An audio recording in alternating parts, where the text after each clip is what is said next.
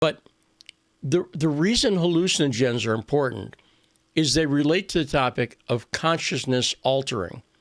And what we're really dealing with is needed in politics is an alteration in consciousness. It's not just a different set of ideas for the same screwed up consciousness. And what I loved about Russell Brand's video about the Canadian truckers is these guys are focused on creativity. Literally, think about creativity, creating things, the act of creation, right? That's an important concept. And one of the problems I have with the billionaires in the world is a lot of times they get to a point where they stop creating things. When you're making money on money, you're not creating anything.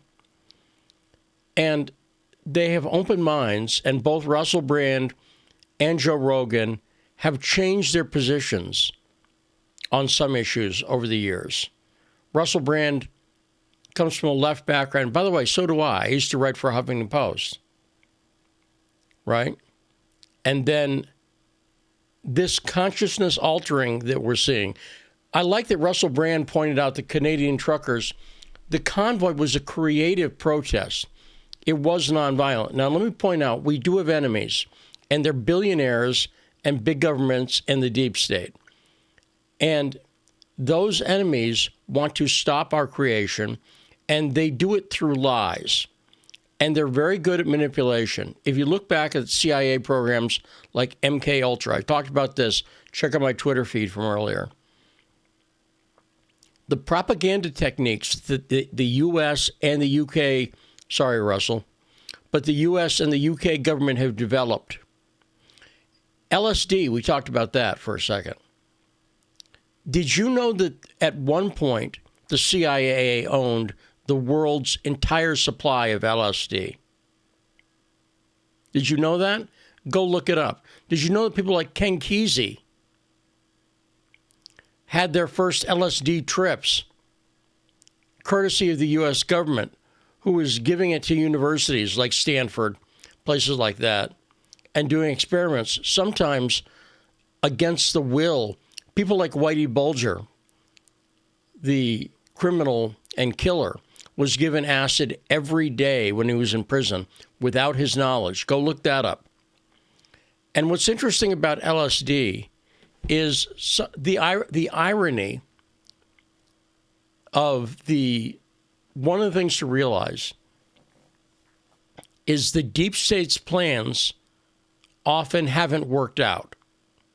So, for instance, they thought LSD would be a way to control people and to manipulate them and to have them become slaves of the state.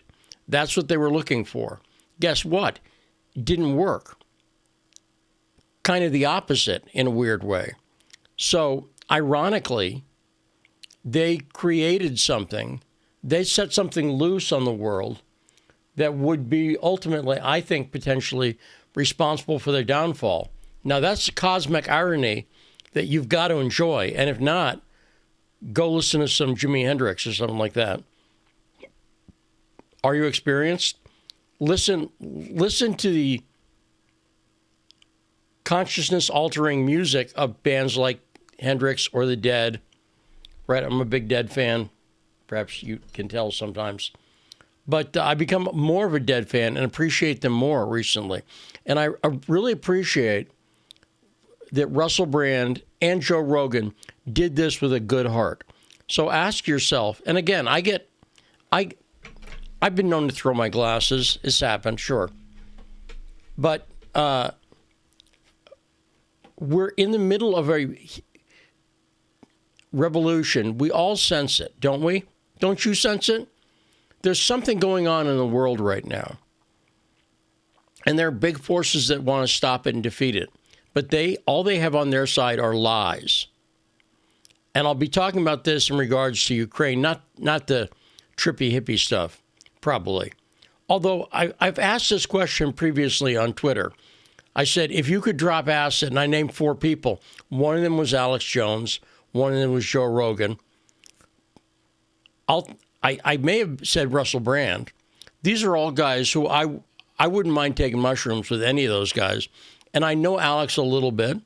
And again, I appreciate being able to be on the show tomorrow. But these are people who are literally consciousness altering. If you think about it, the language of the MAGA movement, things like red pill, a reference to the film Matrix, obviously, describes a kind of altering of consciousness. Ponder that for a second. I got a lot of good material on the Twitter timeline right now, and it's possible that later tonight, we'll see. I got some work to do. I just got up, actually. I sleep at weird hours. But it's possible, mind you, I may talk about sex a little bit. Because I made a joke today. It was kind of a joke. But it acknowledged the existence of sex. And someone who's a fan and a follower thought it was sex obsessed. Here's what the joke was, and it's not a joke entirely.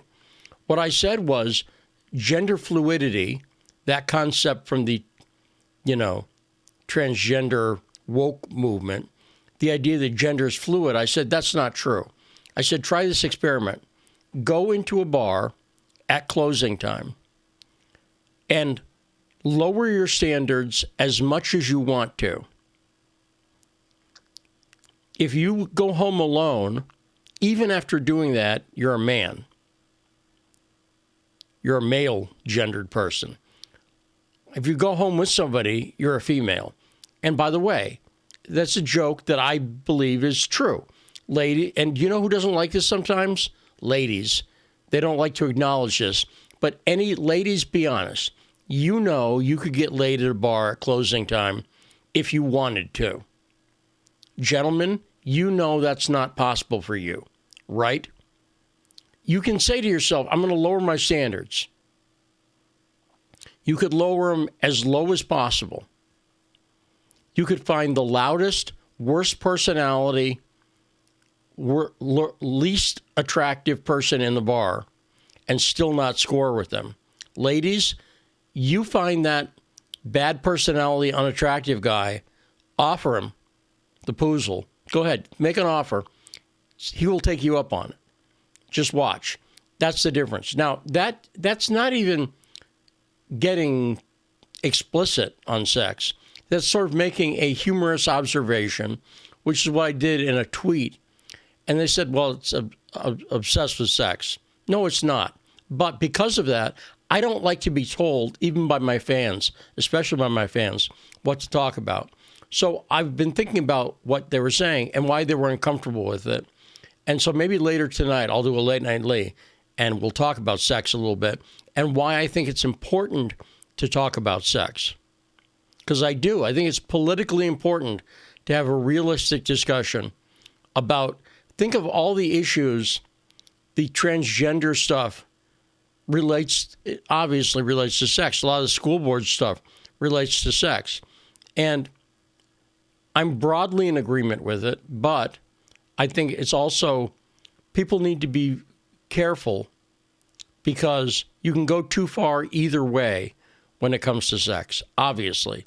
You can go too far either way. And what it all comes down to is, are you doing it with an open heart? Are you doing it with a good, loving heart? That's what the question is.